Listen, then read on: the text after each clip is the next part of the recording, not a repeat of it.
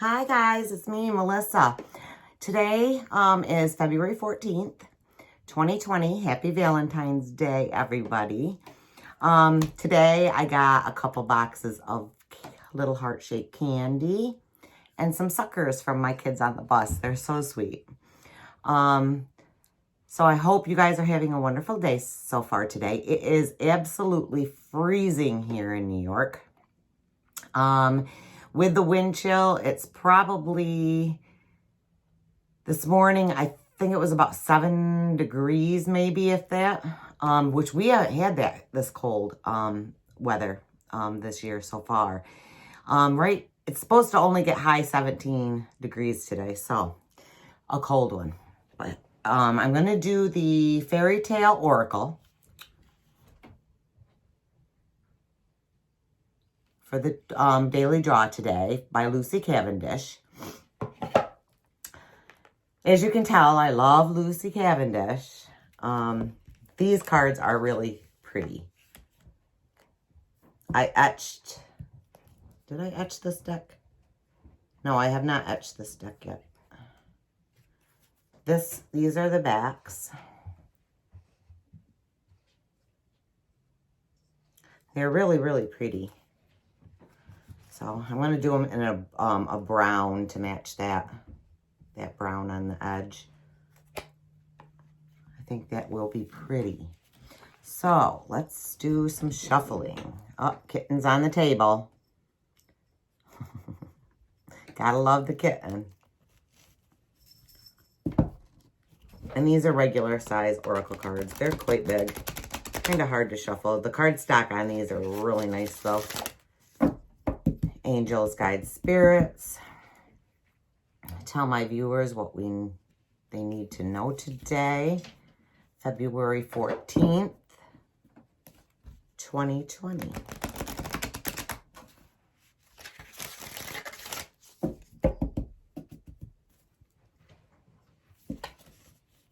I think I have 4 kittens in here right now. So, angels, guides, spirits. My viewers know what we need to know today.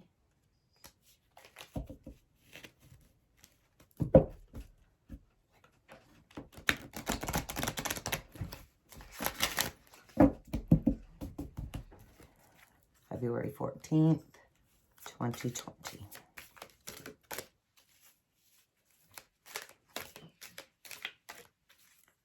Angels, guides, spirits. Let us know what we need to know today.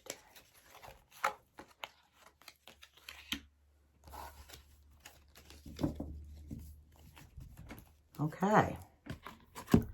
This is Dawn the Golden Haired, and it says duty.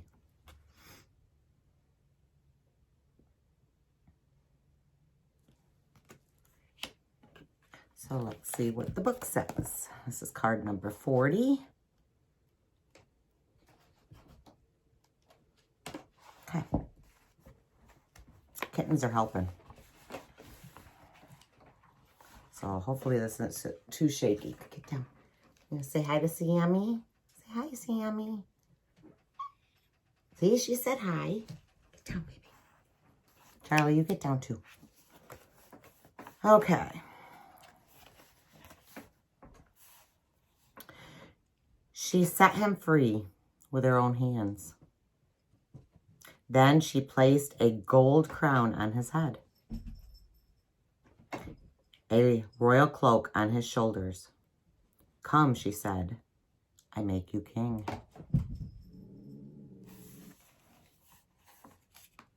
You guys want to hear the story? All right, let me tell you the story. A young princess had hair the color of sun at first light, and she wore it about her as a cloak to both hide within and feel safe behind. She was so lovely, she was named Dawn, and all who beheld her gave away a piece of their hair to her. Let me kind of hold this up a little. There you go. A great king who beheld her fell so deeply in love. He went to her father and to her mother to ask for her hand. But they said it was Dawn's decision to make, and she loved her home well and wished only to belong to herself. And the king went away and chose a bright and good young man to plead his case, for the king was too busy with the matters of state to conduct a romance. So the young man went away, and although he was fine to gaze upon, and well made and strong, canny and fine, he was humbled at the trust his king had given him.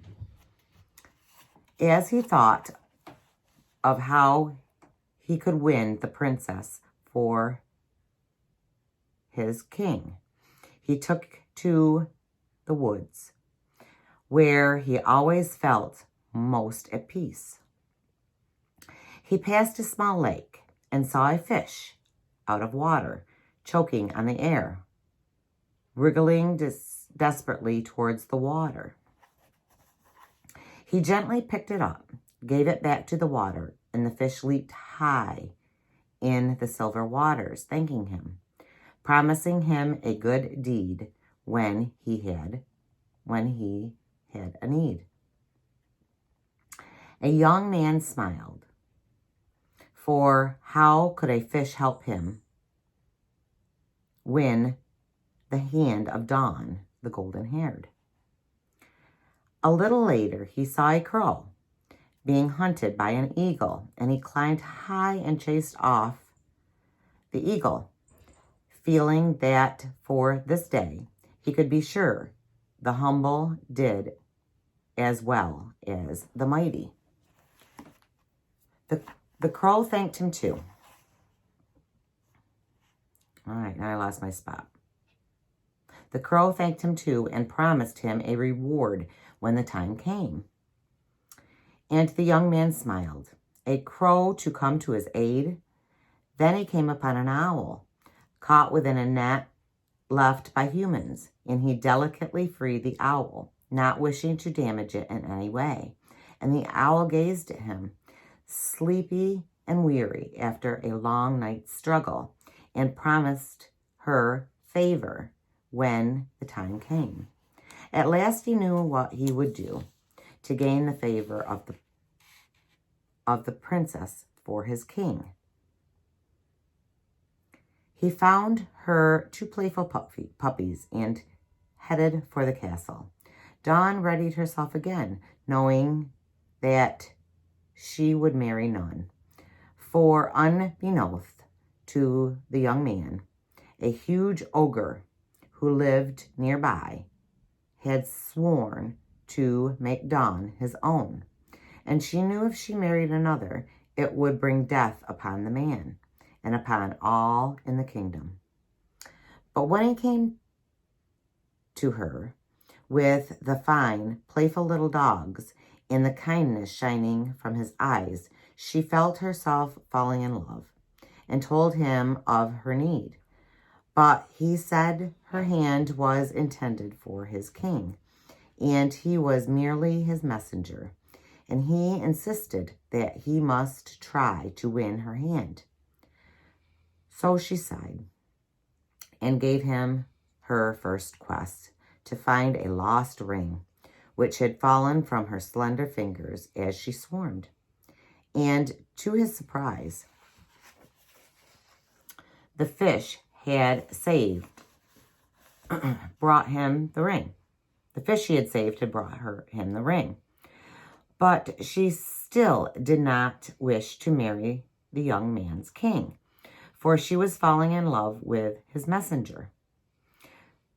So a second quest was given, that the giant with a yen for her must be destroyed, so she and her kingdom could be free. The young man left, and as he approached the giant adobe made of skeletons of former adversaries, his friend the crow dove from the skies and plucked out the eyes of the giant. The ogre fell to the ground in pain, and the young man unsheathed his sword and took his head. This was not enough, for Dawn had fallen so deeply in love with the young man before her. She wished only to send him on his way, so she would not be reminded of what she could never have. But he succeeded in the third task, too, with the help of the wise owl he had rescued. And so she married the king, who then threw the loyal young man into prison, and he could see how Dawn adored him. And finally, due to his own jealousy, he passed away. Dawn was finally able to marry the man she adored, set herself free, and keep the kingdom free too. The story is about a love that seemed thwarted, but which does eventually come to be. So this is a card of hope. This is a card of duty, reluctantly, but honorably done. And it is a card about happily ever after, as Dawn and her true love lived, along with their 2 little dogs, of course. The meaning of this card is power brings responsibility. Duty has rewards. Patience and will be provided in the end. A time of recognition and success is coming. True love finds its time.